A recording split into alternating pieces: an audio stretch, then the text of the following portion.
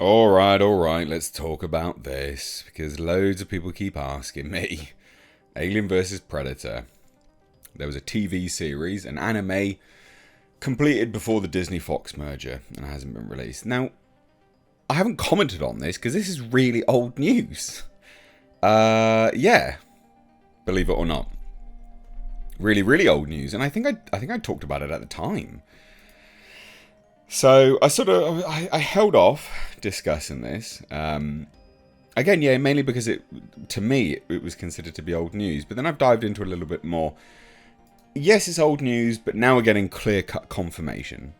That's the best way to sort of differentiate it. So the main bulk of the news is there was a former licensing director, John Izzo, or Joshua Izzo, sorry, who was Fox's licensing director, revealed on the Perfect Organism podcast that he headed up an Aliens vs. Predator anime series, which is yet to see the light of day, even 4 years after the acquisition was completed. And this is the statement, this is the quote. There is, sitting at Disney now, at 20th Studios, 10 episodes of a fully completed Alien vs. Predator anime series that I produced. It's done, it's in the can, it's mixed, it's finished. It was produced and story cracked by Eric Calderon and Dave Baker, two unbelievably crazy talented guys. Now, further added, I said, hey, listen, I want to pitch this idea of a direct-to-DVD Alien and or Alien Predator and or Predator animation that we, the consumer products division, can sell against. Let us be the masters of our own destiny rather than waiting for theatrical whenever a movie decides to come out. So, this is the up-to-date information, right? But why haven't I commented on this? Well, because this came out like years ago. So this was back in 2020. And this is why I didn't bother commenting on it, because I was like, oh, I did a report on this at the time.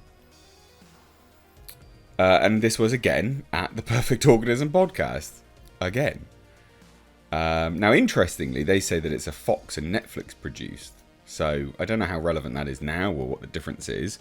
But the original news dropped, and it was according to the good folks over at the Perfect Organism podcast, 20th Century Fox and Netflix produced and completed an Alien vs. Predator anime. Unfortunately, they haven't shared any specific details. Is it an original story or an adaptation of the fan favourite original comic series? But it's an interesting thing nonetheless. And this was the original statement from the Perfect Organism podcast. Before 20th Century Fox completed their merger with the Walt Disney Company, Perfect Organism, the Alien Saga podcast, was in regular contact with several key players at Fox. I think they may have just outed themselves as who. During that time, it was revealed to us that an Alien vs. Predator anime was completed for Netflix and then never released. It is unknown if and or when it will be released. And this is, AVP Galaxy, they're good friends of the channel, do like their stuff. And at the time, the report said, though we can't corroborate this specific piece, Alien vs. Predator Galaxy can also confirm that prior to the Disney purchase of 20th Century Fox, they had been quite open to, and had at least entertained the possibility of, exploring the Alien universe in other animated Alien adventures. Originally introduced in 2019's Alien Echo, Olivia's ship was set to receive a lot of focus leading up to the release of Cold Iron's Aliens Shooter.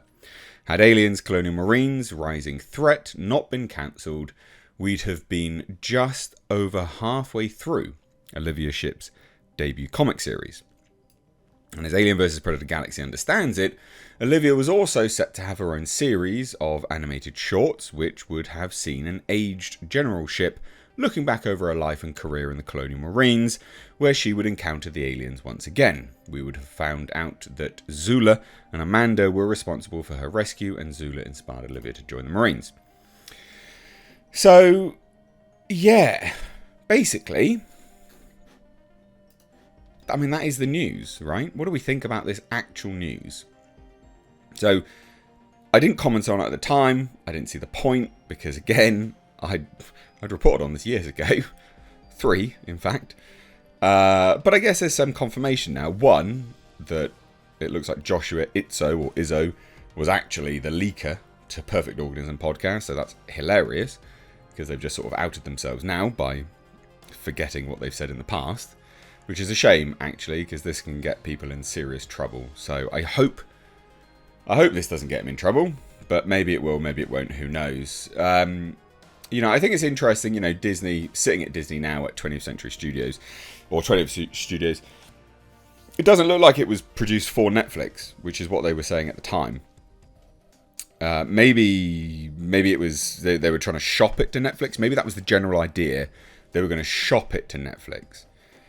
But the actual animation itself wasn't completed for them. It was completed upon Joshua Izzo's and the sort of merchandising, licensing side of stuff, just wanting to have their own thing so they could then make products off the back of, which makes a lot of sense, especially if they've got targets to hit for sales and things. So, yeah. Interesting that it is there. I think the whole pitch thing was interesting. Hey, listen, I want to pitch this idea of a direct-to-DVD.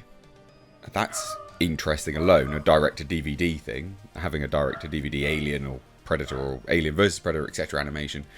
I mean, even 3 years ago, I don't think people would have quite wanted a direct-to-DVD product. Maybe a direct-to-streaming, which is, that could actually be what they mean. It's just lost in translation. Direct-to-DVD, direct-to-streaming, direct-to-consumer. Maybe that's what they mean.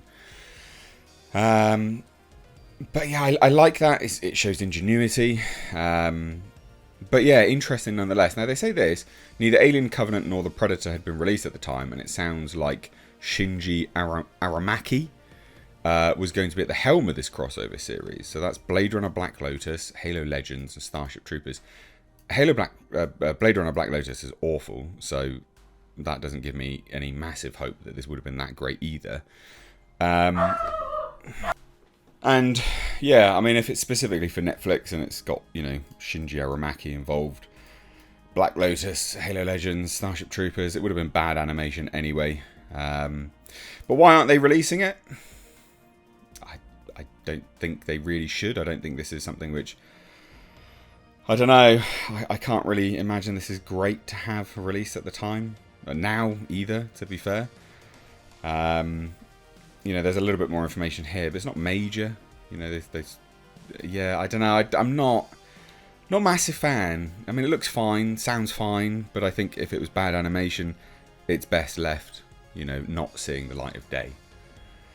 And I think the other interesting thing that they say here is I pitched them and I said, we own nearly 30 years of comic book content of Alien and Predator and AVP. No rights, no strings. Dark Horse did an amazing job, but it's all 20th Century Fox. Now that's interesting. So although Dark Horse did the comics, apparently 20th Century Fox owns the rights to all of those. So, begs the question, why have they never bothered to adapt any of it? Because that's fucking amazing. So good.